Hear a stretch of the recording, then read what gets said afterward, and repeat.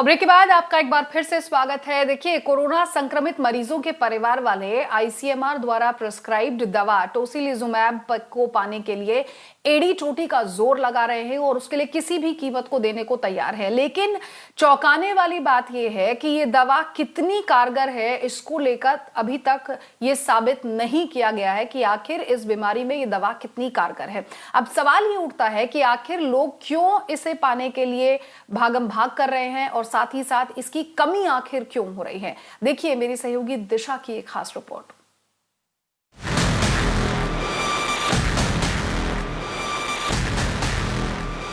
They are searched in whole of the Gujarat district, but उनको गुजरात में तो कहीं मिल नहीं रहा है। मेडिसिन किधर भी अवेलेबल नहीं, इधर ही अवेलेबल था इसके लिए, और इमरजेंसी भी था, पेशेंट की हालत भी क्रिटिकल है। Maharashtra is facing an acute shortage of a drug that is used to treat COVID patients. Tocilizumab, which is used to treat moderate to critically ill COVID patients, has sent people into a panic buying frenzy. Many spending as much as 33,000 rupees a vial, with some patients requiring even 2 or 3 vials. In fact, the demand for this drug is so high that it's being sold in the black market at 1 lakh rupees a vial. All of this has led to a whopping 80% shortage statewide. हम new Bombay से आए हैं, जब भी contact किया तभी बोला stock है। अभी इधर लाइन में खड़े रहे तो बोल रहे कि स्टॉक नहीं है। जो लाइन में खड़े 2-2 घंटा 3-3 घंटे से खड़े हैं यहाँ पे, सब होप में खड़े हैं, कोई कहाँ से आया, तो वो होना चाहिए सिस्टम कुछ। But the frenzy to get hold of this drug is a curious situation. That's because on one hand, Tocilizumab is part of the Health Ministry's clinical management protocol for COVID-19 under investigational therapies for patients with moderate symptoms. But on the other hand, doctors say it's not a proven technique, and the drug's own manufacturer, Roche, says that there is no data to prove its effectiveness.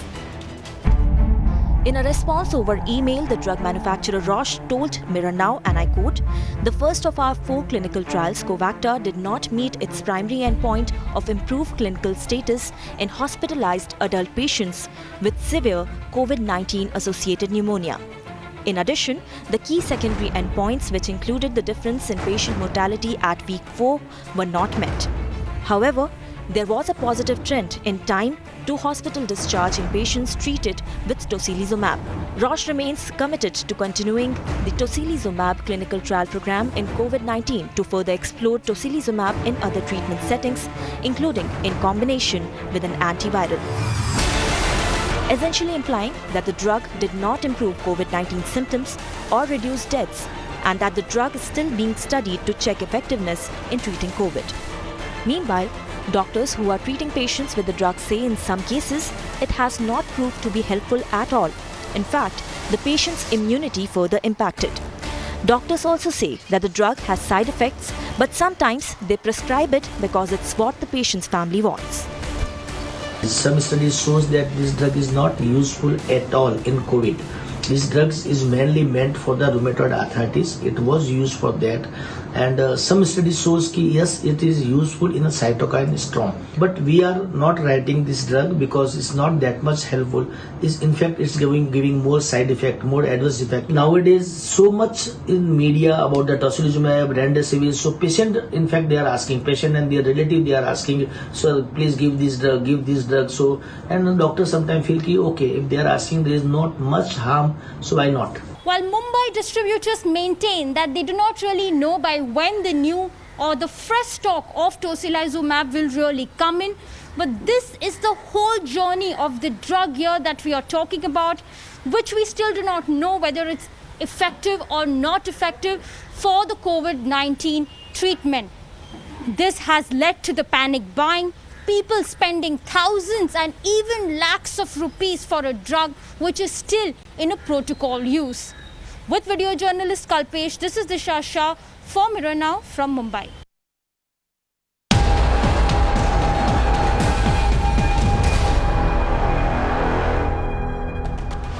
और देखिए, इसी से जुड़ी अहम खबर यह है कि महाराष्ट्र के स्वास्थ्य मंत्री राजेश टोपे ने कहा कि टोसिलाइजुमैब के इस्तेमाल पर अंतिम निर्णय जो है वो टास्क फोर्स की जिम्मेदारी थी। मेरे साथ दिशा यहां पर ज्यादा अपडेट के लिए जुड़ गई है। दिशा, क्या कुछ और जानकारी आपके पास है?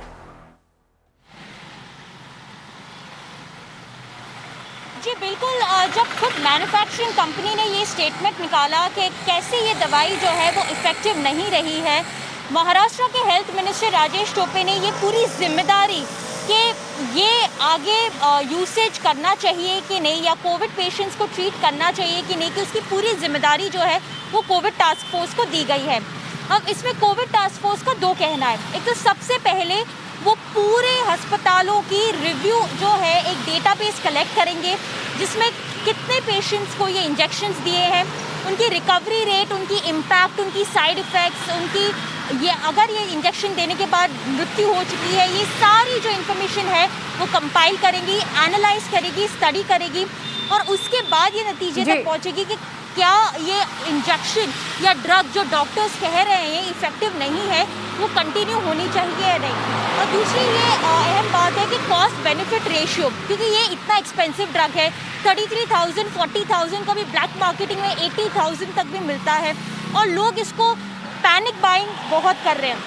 तो रैंडमली डॉक्टर्स को बिल्कुल पैनिक बाइंग हो रही है। हालांकि यहाँ कोविड टास्क फोर्स को यहाँ पर इस पूरी ही जो रिसर्च है या ये दवाई होनी चाहिए या नहीं, इसकी जिम्मेदारी कोविड टास्क फोर्स को सौंप दी गई है एक तरह से। बहुत बहुत शुक्रिया दिशा इस तमाम अपडेट को हम तक पहुंचाने के लिए। तो देखिए इस बुलेटिन में फिलहाल हमारे साथ इतना ही, लेकिन खबरों का सिलसिला आगे भी जारी है। आप देखते रहिए मिरर नाउ। नमस्कार।